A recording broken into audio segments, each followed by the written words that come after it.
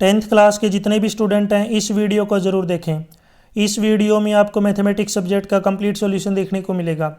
यदि आपको और भी सब्जेक्ट की वीडियो देखनी है तो हम YouTube channel MS education TV के ऊपर जाके देख सकते हैं।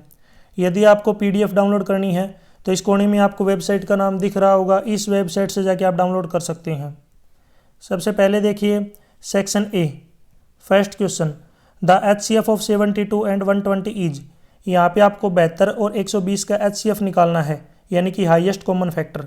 सबसे पहले यहाँ पे 72 के हम प्राइम फैक्टर लिखेंगे, फिर नीचे यहाँ पे 120 के प्राइम फैक्टर लिखेंगे।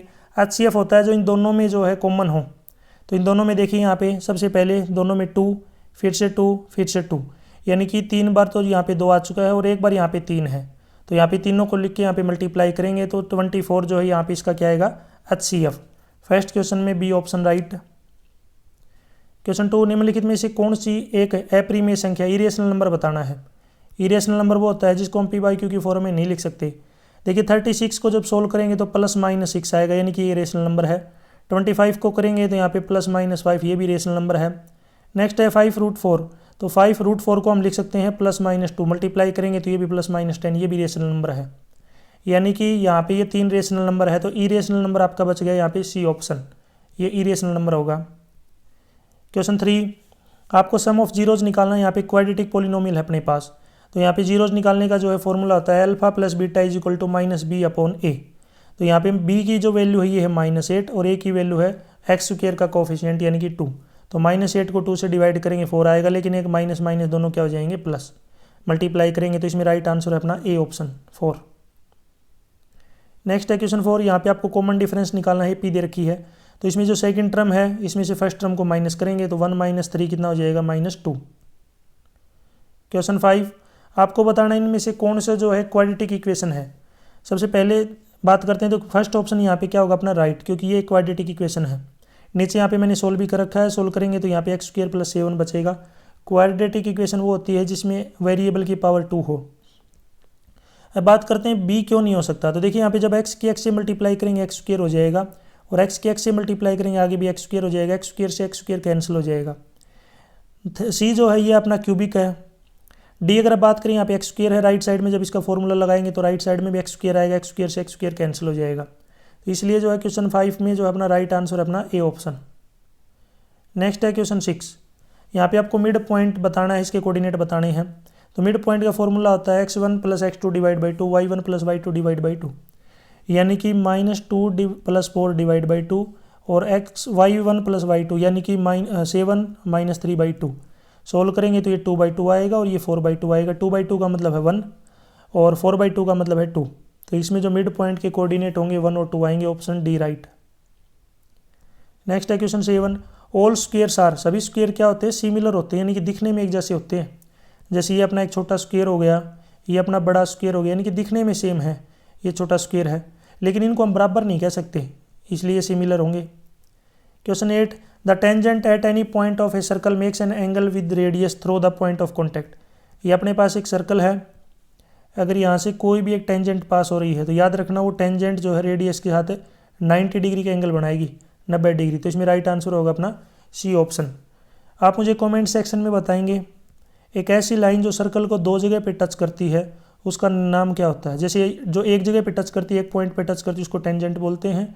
तो जो लाइन किसी सर्कल को 2 पॉइंट पे टच करती है उसका नाम आप ज़रूर मुझे कॉमेंट सेक्शन में बताएं। Question 9, at how many points a tangent to a circle intersect it, यानी कि एक टेंजेंट जो है सर्कल को कितने पॉइंट पे टच करती है, एक ही पॉइंट पे, ये ऑप्शन राइट। क्वेश्चन 10, यहाँ पे आपको वैल्यू निकालनी है साइन 60 डिग्री और सीकेंट 30 डिग्री। तो साइन 60 डिग्री की वैल्यू होती है √3/2 और मल्टीप्लाई में सीकेंट 30 की होती है 2 / √3। तो √3 से √3 कैंसिल, 2 से 2 कैंसिल, यहाँ पे क्या बचेगा 1। तो इसमें राइट आंसर होगा अपना C ऑप्शन। नेक्स्ट है क्वेश्चन 11, tan थीटा की वैल्यू दे रखी है, साइन थीटा की निकालनी है। तो यहाँ पे एक ट्रायंगल ड्रॉ करते हैं जिसमें एक 90 डिग्री एंगल है, ये अपने को मान लिया हमने थीटा। अब tan थीटा का मतलब होता है परपेंडिकुलर अपॉन बेस, यानी कि 4 ऊपर और 3 इधर। जब इसको हम सोल्व करेंगे पाइथागोरस थ्योरम यूज़ करेंगे, यहाँ पे 5 आएगा, ये सोल्व कर रखा है। अब साइन थीटा का मतलब क्या होता है परपेंडिकुलर अपॉन में हाइपोटेन्यूज। तो परपेंडिकुलर अपने पास 4 है, हाइपोटेन्यूज कितना है 5। तो यहाँ पे इसका जो राइट आंसर होगा 4/5, जो कि अपने पास D ऑप्शन में दिया गया है। नेक्स्ट है क्वेश्चन 12। क्वेश्चन 12 में यहाँ पे 9 सीकेंट स्क्वेयर ए माइनस 9 टेन स्क्वेयर ए, दोनों में से 9 कॉमन आ गया, अंदर बचेगा सीकेंट स्क्वेयर ए माइनस 10 स्क्वेयर ए, और इसकी वैल्यू होती है 1। 1 को 9 से मल्टीप्लाई करेंगे 9, तो इसमें राइट आंसर है बी ऑप्शन। क्वेश्चन 13, आपको रेशियो निकालना है सरकमफ्रेंस का डायमीटर के साथ। सरकमफ्रेंस का मतलब है इसकी पूरी बार की बाउंड्री, और डायमीटर है बीच वाला। तो सरकमफ्रेंस का फॉर्मूला होता है 2πr, डायमीटर है रेडियस का डबल।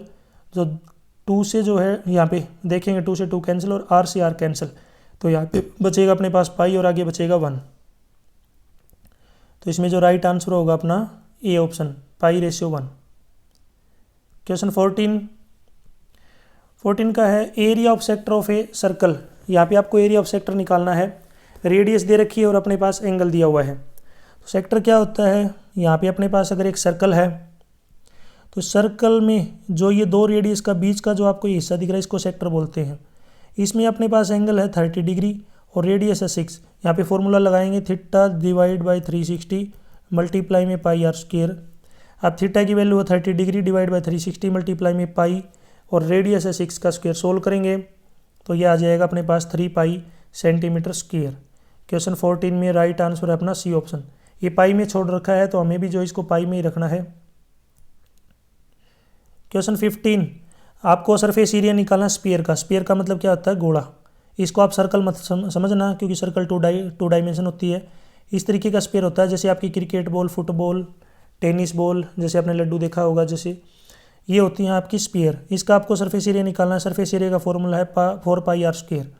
पाई की वैल्यू है, वैसे इसने पाई में पूछा है तो पाई भी अब रख, लेकिन इसको सोल्व करने की जरूरत नहीं है।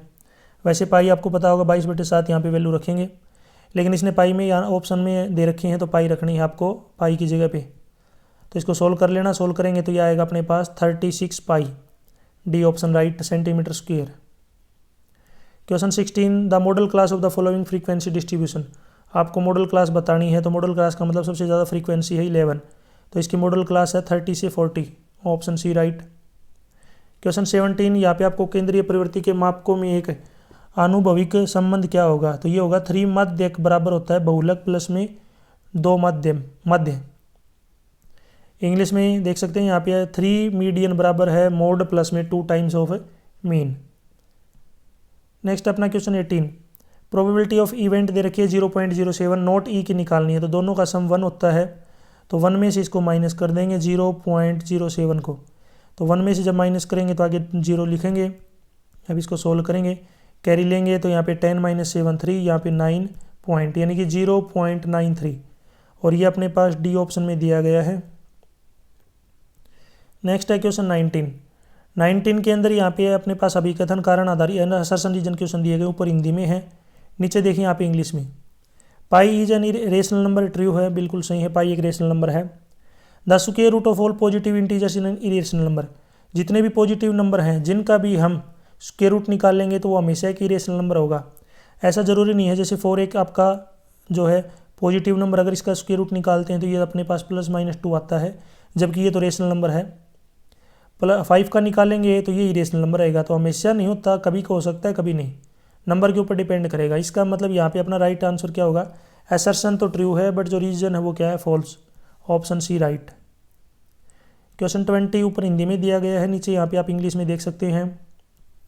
2 पॉइंट हैं, इनके बीच की डिस्टेंस 5 यूनिट है। तो 2 पॉइंटों के बीच की डिस्टेंस का फॉर्मूला क्या होता है, x2 - x1 का स्क्वायर प्लस y2 - y1 का स्क्वायर।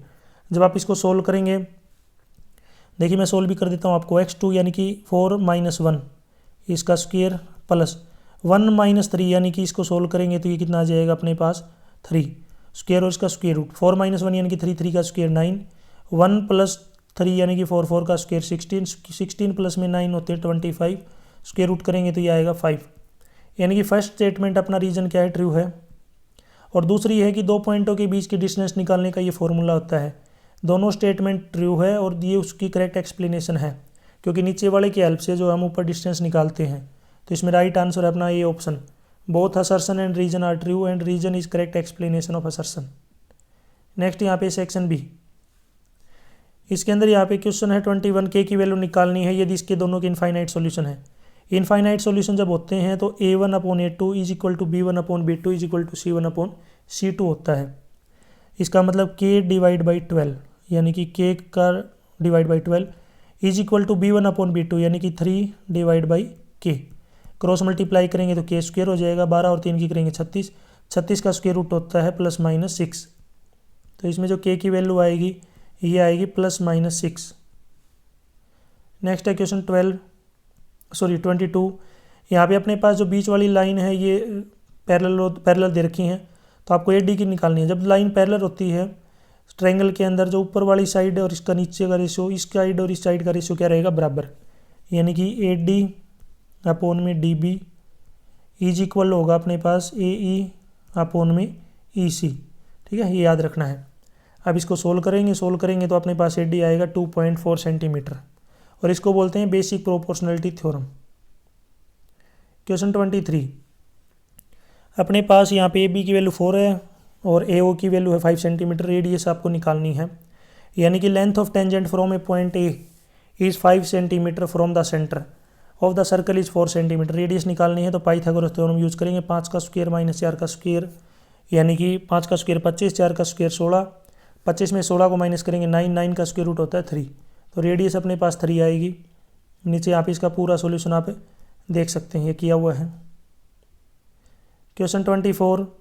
साइन A-B की वैल्यू 1/2, कोस A + B की वैल्यू 1/2। आपको A और B की वैल्यू निकालनी है। तो जो साइन की वैल्यू होती है 1/2, ये साइन 30 डिग्री पे होती है। इसका मतलब A - B की वैल्यू है 30 डिग्री। सेकंड है कोस A + B की वैल्यू है 1/2, इसका मतलब A + B की वैल्यू 60 डिग्री होगी, क्योंकि कोस 60 की वैल्यू होती है 1/2। अब दोनों इक्वेशन को सोल्व करेंगे। यदि आप दोनों को ऐड करेंगे तो B से B कैंसिल होगा, 2A = 90, A की वैल्यू 45। A की वैल्यू उठा के आप कौन सी भी इक्वेशन में रख लीजिए, यहाँ से B आ जाएगा 15 डिग्री। इसी के ओर में एक और क्वेश्चन दिया हुआ है, ये भी जो इसी टाइप का क्वेश्चन है। इसमें यहाँ पे क्या है कि tan A + B की वैल्यू √3 है और A - B की वैल्यू है 1/√3। आपको A और B निकालना है। √3 जो है tan 60 की वैल्यू होती है और 1/√3 होती है tan 30 डिग्री की। यानी कि यहाँ पे आप कह सकते हैं कि A + B की वैल्यू 60 डिग्री है और A - B की वैल्यू 30 डिग्री है। तो अपने पास दो इक्वेशन है, फर्स्ट और सेकंड, दोनों को जब ऐड करेंगे B से B कटेगा, 2A की वैल्यू 90 डिग्री, A की वैल्यू 45 है। तो यहाँ पे B में A की वैल्यू उठा के आप कौन सी इक्वेशन में भी रख दीजिए, फर्स्ट या सेकंड में, यहाँ से B आ जाएगा, तो B की वैल्यू आएगी 15 डिग्री। नेक्स्ट है क्वेश्चन 25। एक कार के 2 वाइपर हैं। नीचे यहाँ पे इंग्लिश में देखिए, जैसे आप ये मान के चलिए, देखिए कार का शीशा है और यहाँ पे वाइपर है। एक तो इतनी जगह पे शीशा साफ़ कर रहा है और दूसरा इतनी जगह पे। आपको बताना है दोनों कितने जो है एरिया को साफ़ कर देंगे शीशे को, और एंगल है 115 डिग्री। यानी कि आप इसको ऐसे सर्कल समझ लीजिए, और सर्कल के अंदर यहाँ पे 115 डिग्री, 115 डिग्री, ये लगभग 115 डिग्री इतना है। इतना एरिया जो है ये साफ़ करते हैं इस तरीके से। एक दूसरा वाइपर है, वो भी जो है 115 डिग्री साफ़ करता है। तो आपको बताना है कुल कितना एरिया जो है साफ़ करेंगे, कुल कितना शीशा साफ़ होगा। तो उसके लिए यहाँ पे टोटल एरिया जो है वाइपर के द्वारा कवर हो जाएगा कितना, 2 टाइम्स मल्टीप्लाई में एरिया ऑफ ईच वाइपर। और आपको पता है वाइपर होते एक तरीके से सर्कल का एक छोटा सा हिस्सा होता है जिसको हम सेक्टर बोलते हैं। तो इसको हम लिख सकते हैं θ/360 πr²। और 2 वाइपर हैं तो 2 से मल्टीप्लाई करेंगे, सोल्व करेंगे तो आएगा 1254.96 सेंटीमीटर स्क्वायर। नेक्स्ट है सेक्शन C। आपको प्रूव करना है √5 एक इरेशनल नंबर है। मोस्ट इंपॉर्टेंट क्वेश्चन है बिल्कुल ये। आप ये समझ के चलिए, ये क्वेश्चन जरूर एग्जाम में आपको 100% मिलता है। इसकी जगह पे √3, √2 ये भी पूछ सकते हैं, कोई दिक्कत नहीं है, सभी का एक ही तरीका है। सबसे पहले हम मान लेते हैं कि √5 एक आपका रेशनल नंबर है जहाँ पे P और Q को प्राइम नंबर है। क्रॉस मल्टीप्लाई करेंगे इसको तो ये आएगा P = √5Q। स्क्वेयर करेंगे तो ये अपने पास स्क्वेयर से स्क्वेयर रूट कैंसिल, यानी कि P² = 5Q²। सोल्व कर लीजिए। यहाँ पे देखिए ये कंप्लीट नीचे तक सोल्व कर रखा है। लास्ट में आपको पता चलेगा कि P और Q का कॉमन फैक्टर 5 आ गया, जबकि हमने मानना था कि दोनों क्या हैं, को प्राइम नंबर है। को प्राइम नंबर वो होते हैं जिनमें कोई भी नंबर कॉमन नहीं होता। आपके लिए मैं इक्वेशन छोड़ रहा हूँ। आपको बताना है largest 2 digit prime number. Comment section में ज़रूर बताएं सबसे बड़ा 2 डिजिट का प्राइम नंबर कौन सा है। इसका आंसर आप मुझे ज़रूर कमेंट सेक्शन में दें। नेक्स्ट है क्वेश्चन 27। यहाँ पे आपको जीरोज निकालनी है, अपने पास एक पॉलिनोमियल है और वेरीफाई करना है जो रिलेशन है जीरोज़ का और कोफिशिएंट का वो। तो यहाँ से देखिए इसमें अगर कंपेयर करेंगे इसके साथ तो इसमें ए की वैल्यू है 6, बी की -7 और सी की -3। इसके फैक्टर निकालेंगे, 7 के फैक्टर करेंगे -9 और 2 आएंगे +2। सोल्व करेंगे तो यहाँ पे एक्स की वैल्यू आ गई और वाई की, यानी कि दोनों जीरोज़ की वैल्यू आ गई, जिसमें से एक को अल्फ़ा मानेंगे 3/2 और एक बीटा हो गया -1/3। जोड़ेंगे तो ये आएगा अपने पास 7/6 और डायरेक्ट अपना फॉर्मूला है, एक तरीके से आइडेंटिटी है -b/a। ये भी 7/6 आएगा, मल्टीप्लाई करेंगे तो -1/2 आएगा और डायरेक्ट c/a करेंगे ये भी 1/2 आएगा। Question 28, the difference between two numbers, दो नंबरों के बीच का डिफरेंस है 26। एक नंबर दूसरे का 3 गुना है तो इसका मतलब पहला नंबर दूसरे का 3 टाइम्स है। बस यहाँ पे जो x की वैल्यू है ऊपर रख लीजिए, सोल्व करेंगे तो y आएगा 13, y को उठा के यहाँ पे रखेंगे तो x अपना आ जाएगा 39। यही हमसे पूछा था कि x और y निकालो, x और y आ चुका है अपना। इसी की ओर में एक और क्वेश्चन है अपने पास, इक्वेशन है 3x divide by 2 -5y divide by 3 is equal to -2। इसको मल्टीप्लाई कर देंगे 6 से। नेक्स्ट है नीचे दूसरी इक्वेशन है x डिवाइड बाई 3 प्लस में y/2 इज इक्वल टू 13/6 और इसको भी मल्टीप्लाई कर देंगे 6 से। जब सोल्व करेंगे यहाँ पे अपने पास दो इक्वेशन आएंगे, फर्स्ट सेकंड। अब इसमें से हम जो है x के वेरिएबल को इक्वल करेंगे तो इसको मल्टीप्लाई करेंगे 2 से और इसको मल्टीप्लाई करेंगे 9 से और दोनों को आपस में क्या कर देंगे यहाँ पे सब्ट्रैक्ट करने के बाद अपने पास यहाँ पे देखिए थर्ड इक्वेशन अगर नीचे आएगी इसके तो ये अपना जो 18 वाला पोर्शन है, एक पोर्शन है कैंसिल हो जाएगा। 27 और 20 दोनों ऐड हो जाएंगे क्योंकि 20 नीचे आके माइनस का, ऊपर नीचे आके प्लस का हो जाएगा। तो 47y 141 है, y की वैल्यू 3 आ गई। y को उठा के आप कौन सी भी इक्वेशन में रख लीजिए, जैसे यहाँ पे इसमें 1 में रख दिया, 1 में रखेंगे तो अपने पास x आ जाएगा, x यहाँ पे आएगा 2। ठीक है, इस प्रकार आप कर सकते हैं। नेक्स्ट क्वेश्चन है 29, आपको प्रूव करना है कि जो लेंथ होती है टेंजेंट है वो बराबर होती है लेंथ में। तो यहाँ पे अगर टेंजेंट ड्रॉ करते हैं तो अपने पास ये बीच वाली साइड तो कॉमन आएगी, ये दोनों रेडियस हैं ये बराबर हो गई, ये 90 डिग्री का एंगल, इसका मतलब दोनों ट्रायंगल अपने पास क्या हो गए, कॉन्ग्रेंट होते हैं। तो जो बची हुई साइड है वो बराबर होती हैं, उसको क्या बोलते हैं, CPCT, corresponding part of congruent triangle. नीचे इसका पूरा प्रूफ दे रखा है, रेडियस बराबर, कॉमन साइड 90 डिग्री का एंगल। आर से ये प्रूव हो गए, CPCT से साइड दोनों हैं जो टेंजेंट इक्वल हो गई। क्वेश्चन 30 ऊपर हिंदी में दिया गया है और नीचे इसी के नीचे इंग्लिश में। एक पी के ऊपर एक राइट एंगल ट्रायंगल है, क्यू के ऊपर PR और QR का सम 25 है, पी के 5 सेंटीमीटर है। तो आपको कोस P और tan P की जो है वैल्यू निकालनी है, कोस P और tan P की। ठीक है, अलग अलग निकालनी है। यहाँ पे कोमा लगाने जो है भूल गए, यहाँ पे बीच में कोमा आएगा। ठीक है, ऊपर लिख भी रखा है एंड, और अलग अलग निकालनी है, मल्टीप्लाई नहीं करना। तो ये 5 है, एक को हमने मान लिया x है, इन दोनों का सम 25 है, तो ये नीचे वाली x है तो ऊपर वाली बच गई 25 - x। पाइथागोरस थ्योरम यूज़ करेंगे, हाइपोटेन्यूज है 25 - x का स्क्वायर, यानी कि 25 - x का स्क्वायर बराबर है 5 का स्क्वायर प्लस x का स्क्वायर। सोल्व करेंगे तो x आएगा अपने पास 12, x 12 आ गया तो दूसरी साइड हो गई 25 - 12 यानी कि 13। कोस P की वैल्यू निकालनी है, तो पहले मैं आपको दिखा देता हूँ। x की वैल्यू 12 आई है, यानी नीचे वाला अपना 12 हो गया, ऊपर वाला 13। तो कोस P की वैल्यू, यानी कि इसके सामने वाली साइड को हम क्या मानेंगे, परपेंडिकुलर। ये हो गया अपने पास बेस, यानी कि बेस अपॉन हाइपोटेन्यूज, यानी कि 5/13 पहला। tan P की वैल्यू है perpendicular upon hypotenuse, perpendicular upon hypotenuse. P क्यों लिखना था नीचे, ठीक है। देखिए tan P ये निकालना है, ये हो गया perpendicular upon base, perpendicular upon base होगा।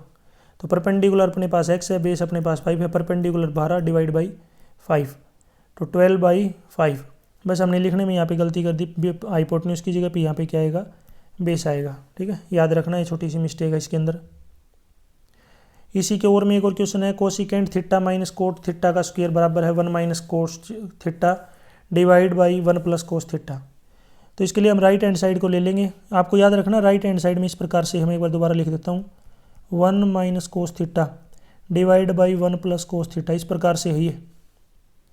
तो राइट साइड वाले को ले लेंगे, राइट साइड को लेंगे तो इसका रेशनलाइज करेंगे, सेम नंबर से मल्टीप्लाई डिवाइड करके, साइन चेंज करके, यानी कि 1 - cos theta divide by 1 + cos theta, sign change करेंगे 1 + cos theta, 1 - cos theta, sign change करना है नीचे वाले के साथ साइन चेंज करना है, और 1 माइनस कोस थीटा। ऊपर तो 1 माइनस कोस थीटा का स्क्वायर बनेगा, नीचे स्क्वायर माइनस बी स्क्वायर। ऊपर तो हो गया 1 माइनस कोस थीटा स्क्वायर, और नीचे 1 square minus cos square theta, यानी कि साइन स्क्वायर थीटा। नीचे साइन स्क्वायर थीटा आएगा। अगर इसको अलग अलग करते हैं, अलग अलग करेंगे तो देखिए पहले वाले के 1 के साथ आएगा, क्योंकि पहले इसका a माइनस बी का होल स्क्वायर यूज़ करेंगे। स्क्वायर खोलेंगे तो ये आएगा 1 plus cos square theta minus 2 cos theta, और नीचे साइन स्क्वायर थीटा है। अलग अलग करेंगे सभी के साथ तो ये बचेगा, और ये डायरेक्ट फॉर्मूला होता है a माइनस बी का स्क्वायर, यानी कि cosecant theta minus cot theta square. 31 का देखिए ये प्रोबेबिलिटी का क्वेश्चन दिया गया है। एक पासे को एक बार फेंका गया, निम्नलिखित में को प्राप्त करने की प्रायिकता बताइए। एक डाइस को फेंका गया, आपको प्रोबेबिलिटी बतानी है। पहला है प्राइम नंबर। प्राइम नंबर आपको पता होगा 3 ही होते हैं, कौन सा, 2 3 5। टोटल नंबर डाइस के अंदर 6 होते हैं, तो इसकी प्रोबेबिलिटी आएगी 3/6, यानी कि 1/2।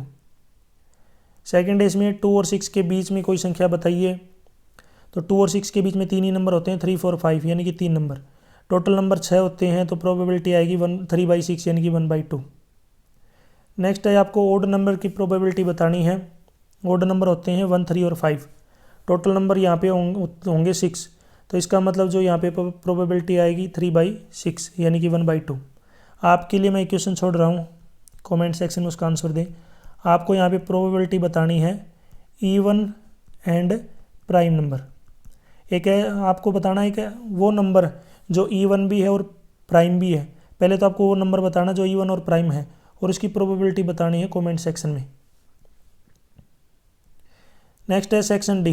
इसके अंदर देखिए यहाँ पे एक मोटर बोट जिसकी स्थिर जल में चाल 15 किलोमीटर पर आवर है, 24 किलोमीटर धारा के प्रतिकूल जाने में वही दूरी धारा के अनुकूल जाने की अपेक्षा 1 घंटा अधिक लेती है, तो चाल बताइए। तो सबसे पहले यहाँ पे बोट की जो रुके हुए पानी में चाल है 18 किलोमीटर पर आवर। अगर हम बात करें यहाँ पे स्ट्रीम का मतलब है धारा, पानी की चाल है x। अगर बोट अप साइड में जाएगी, ऊपर की तरफ जाएगी, तो उसकी स्पीड घटेगी, क्योंकि उसको ज़्यादा ताकत लगानी पड़ेगी, तो ये आएगी 18 - x। अगर नीचे की तरफ जाएगी तो आराम से चलेगी, तो स्पीड बढ़ जाएगी, पानी के साथ अगर चलेगी तो 18 + x। टाइम का फॉर्मूला होता है डिस्टेंस अपॉन स्पीड। तो टाइम टेकन यहाँ पे है अप स्ट्रीम और equal to time taken downstream +1, क्योंकि डाउन स्ट्रीम में जो है टाइम क्या लग रहा है कम, और ऊपर की तरफ टाइम क्या लग रहा है ज़्यादा। अब इसको हम इस प्रकार से लिख सकते हैं 24 divide by 18 + x is equal to 24 divide by 18 - x plus में 1। जब सोल्व करेंगे तो अपने पास ये इक्वेशन आएगी, आप इसको सोल्व कर लीजिए। सोल्व करने के बाद x की वैल्यू आएगी 6। वैसे -54 भी आएगी, लेकिन जो स्पीड है वो माइनस में नहीं होती। इसी की ओर में एक और क्वेश्चन दिया गया है कि 3 वर्ष पूर्व सीमा की आयु व्युत्क्रम है, और अब से 5 वर्ष पश्चात आयु के व्युत्क्रम का योग 1/3 है, तो उसकी वर्तमान आयु प्रेजेंट एज x हो गई। 3 वर्ष पहले उसकी हो गई x - 3, 5 साल बाद में उसकी उम्र हो जाएगी x + 5। क्वेश्चन के अकॉर्डिंग उसका व्युत्क्रम प्लस में पहले की और 5 साल बाद की, उनका जोड़ है 1/3। सोल्व करेंगे तो इक्वेशन बनेगी x की वैल्यू यहाँ पे 7 आएगी, -3 हो नहीं सकती एज, इसका मतलब जो एज आएगी यहाँ पे 7 ईयर। क्वेश्चन 33, आपको प्रूव करना है if a line is drawn parallel to one side of a triangle is to intersect the other side in distinct point then other two sides are divided in the same ratio. यानी कि अपने पास एक triangle है, इसकी किसी एक जो side है उसे पैरेलल लाइन ड्रॉ कर दी, तो आपको बताना वो सामने वाली साइड को भी जो है सेम रेशियो में काटेगी। ठीक है, तो इसका ये प्रूफ दे रखा है। ये यहाँ परपेंडिकुलर ड्रॉ करेंगे यहाँ से। अब क्या करेंगे, इस ट्रायंगल का और इस ट्रायंगल का रेशियो निकालेंगे, फिर ऊपर वाले ट्रायंगल का और इस ट्रायंगल का रेशियो निकालेंगे। बीच वाला ट्रायंगल दोनों में कॉमन है, और जो ये ट्रायंगल हमने लिए हैं ये दो, ये बराबर हो जाएंगे, क्योंकि सेम पैरेलल लाइन है, सेम बेस है। इसकी सहायता से आप देख सकते हैं 1 2 और तीसरा, तीनों से लास्ट में हम बोल सकते हैं कि जो साइडों का रेशियो बराबर होगा। नेक्स्ट है 34। अब यहाँ पे अपने पास एक टेंट है सिलेंडर टाइप का, उसके ऊपर एक कोनिकल टॉप है। अपने पास यहाँ पे हाइट दे रखी है, डायमीटर दे रखी है कोनिकल पार्ट की, और जो स्लेंट हाइट है टॉप की वो 2.8 है। आपको यहाँ पे टोटल एरिया निकालना है, उसको बनाने में कितना कैनवास लगेगा, यानी कितना कपड़ा लगेगा।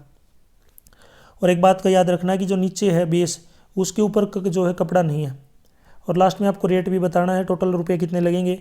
अगर 1 मीटर के 500 रुपये लग रहे हैं तो 1 मीटर स्क्वायर के इस टाइप का बनेगा। अपने पास ये जो है 2 मीटर, ये अपने पास पूरी डायमीटर 4 है तो रेडियस 2 हो गई। यहाँ पे जो 2.1 जो है सिलेंडर की हाइट है। अब सोल्व करते हैं। रेडियस है 2, सिलेंडर की हाइट है 2.1, स्लैंट हाइट है 2.8 कोनिकल पार्ट की, ये जो तिरछी ऊंचाई है, और इसकी रेडियस है 2 मीटर। टोटल सरफेस एरिया क्या होगा यहाँ पे, कोनिकल जो पार्ट है उसका सरफेस एरिया प्लस में जो अपना सिलेंडर है उसका एरिया, दोनों का जोड़ देंगे। सिलेंडर का सरफेस एरिया होता है 2πRh और जो कोनिकल है उसका एरिया है πRl। दोनों को सोल्व करेंगे तो ये आएगा 44 मीटर स्क्वायर। 1 मीटर स्क्वायर के 500 रुपये लग रहे हैं तो 44 के मल्टीप्लाई करेंगे 22,000 रुपये लगेंगे। इसी की ओर में एक क्वेश्चन और दिया गया है कि अपने पास एक क्यूब है, उसके ऊपर एक आधा स्पेयर है, हाफ स्पेयर है, तो आपको बताना है कि इसका टोटल सरफेस एरिया कितना होगा। और ये ऊपर से जब हम देखते हैं तो ऐसा दिखता है, यानी ऊपर से जब ये ऊपर रखा गया है तो इतना हिस्सा छिप जाता है। तो उसके लिए हम क्या करेंगे, देखिए पूरे का सरफेस एरिया निकाल लेंगे जो कि 6a स्क्वायर होगा। उसमें प्लस में ऊपर वाला हाफ स्पेयर है इसको जोड़ देंगे, यानी 2πr स्क्वायर जोड़ दिया। लेकिन एक बात का ध्यान रखना है कि ऊपर जो ये टिका हुआ ना इतना, ये एरिया तो दिखेगा ही नहीं, तो ये एरिया हमें माइनस करना पड़ेगा क्योंकि केवल ये हिस्सा दिखेगा, कोने कोने दिखेंगे बस, क्योंकि ऊपर इसके स्पेयर रखा हुआ है। तो ये हमें जो है क्या करना है, यूज़ करना है। तो आपको एक बात याद रखनी है कि जो स्पेयर होगा उसकी जो डायमीटर है वो बराबर होगी किसके, क्यूब के एज के, क्योंकि क्यूब को पूरा पूरा टच करा है। अब यहाँ पे सोल्व करेंगे, रेडियस आ गई अपने पास। टोटल सरफेस एरिया हो जाएगा surface area of conical part, surface area of hemispherical part, और उसमें से माइनस कर देंगे जो बेस है हेमिस्फीयर का नीचे का हिस्सा उसको माइनस करेंगे। तो ये आएगा अपने पास 6 × एज यानी कि साइड का square, 2πr square minus πr square, solve करेंगे तो 332.5 सेंटीमीटर स्क्वायर। नेक्स्ट है क्वेश्चन 35। ये क्वेश्चन 35 दिया गया, इसको आप देख लीजिए। पहले देखिए 3000 से 4004 है नंबर ऑफ बैट्समैन, 18, 9, 7, 6, 3, 1, 1। अब इसमें देखिए यहाँ पे अपने पास सबसे पहले model class, the given distribution shows the number of run score by the some top batsman of the world in one day international cricket matches. आपको इसका मोड निकालना है। तो मॉडल क्लास तो होगी 4000 से 5000। जो मॉडल क्लास है ये अपनी 4000 से 5000 हाईएस्ट फ्रीक्वेंसी इसकी, हाइट 1000, एल की वैल्यू 4000, F1 18, F0 4, F2 9। यहाँ पे फॉर्मूला लगाएंगे L plus F1 minus F dash, और इसके डिवाइड में 2 F1 माइनस F डैश, या सॉरी F0, F नोट बोलते हैं इसको, F नोट माइनस F2, और इसको मल्टीप्लाई में करेंगे हाइट। सोल्व कर लेंगे ये सारी वैल्यू रखने के बाद अपने पास जो मोड आएगा ये आएगा 4608.7। नेक्स्ट है क्वेश्चन ई, सेक्शन ई है, इसमें केस स्टडी क्वेश्चन दिए गए हैं। तो यहाँ पे एनवी के पास 810 सेबों की टोकरियाँ इस प्रकार रखी हुई है कि पहली टोकरी में 5 सेब, दूसरी में 12, तीसरी में 19 सेब है। ये आप देख सकते हैं टोकरियाँ बनाई हुई हैं। तो इसमें पहला क्वेश्चन है, क्या टोकरियों में रखे सेबों की संख्या एक एपी है? तो बिल्कुल एपी है, क्योंकि 5, 12, 19, क्योंकि कॉमन डिफरेंस अभी में क्या है, 7 है। दूसरा है कि आपको एप्पल बताने हैं कि 9 टोकरियों में कितने एप्पल है। 9वीं टोकरी में 9 टोकरी में, ठीक है, kept in the 9th basket, ठीक है, यहाँ पे कितने होंगे। तो यहाँ पे A9 की वैल्यू निकालेंगे, इसमें आ जाएंगे 61, क्योंकि यहाँ पे अपने पास जनरल फॉर्म होती है A प्लस में n माइनस 1 इंटू डी, सारी वैल्यू रख लेंगे। आपको बताना है जो है पहली 13 टोकरियों में कितने एप्पल होंगे। तो फॉर्मूला है सन इज इक्वल टू n/2, ये n/2 है, याद रखना n/2, 2a प्लस में n माइनस 1 इंटू डी, यहाँ पे वैल्यू रखेंगे, सारी सोल्व करेंगे 611। इसी के ओर में यहाँ पे इसी का एक पार्ट और पूछा गया है कि कितनी टोकरियों के अंदर 95 एप्पल आ सकते हैं। तो ये जो है यहाँ पे फिर से वो यूज़ कर लेंगे, सारी चीज़ रखेंगे, n की वैल्यू 5 आएगी सोल्व करने के बाद, ठीक है। सोल्व करने के बाद हो सकता है आपका जो है कंप्लीट सोल्व है, लेकिन अगर हो लगभग आ जाएगा अपने पास, क्योंकि लगभग राउंड फिगर में 37 है। इसमें 4 बच्चे हैं, दोस्त हैं, राम, राजन, परवीन और रमन। ए का मतलब है यहाँ पे बताया गया है जो राम है, ए का मतलब राम है, बी मतलब राजन, सी मतलब परवीन, याद रखना, और डी का मतलब है रमन। ये सभी नाम आपको याद रखने हैं। अब इसमें पहला पार्ट है पोजीशन बतानी है राजन की, राजन कहाँ पे है।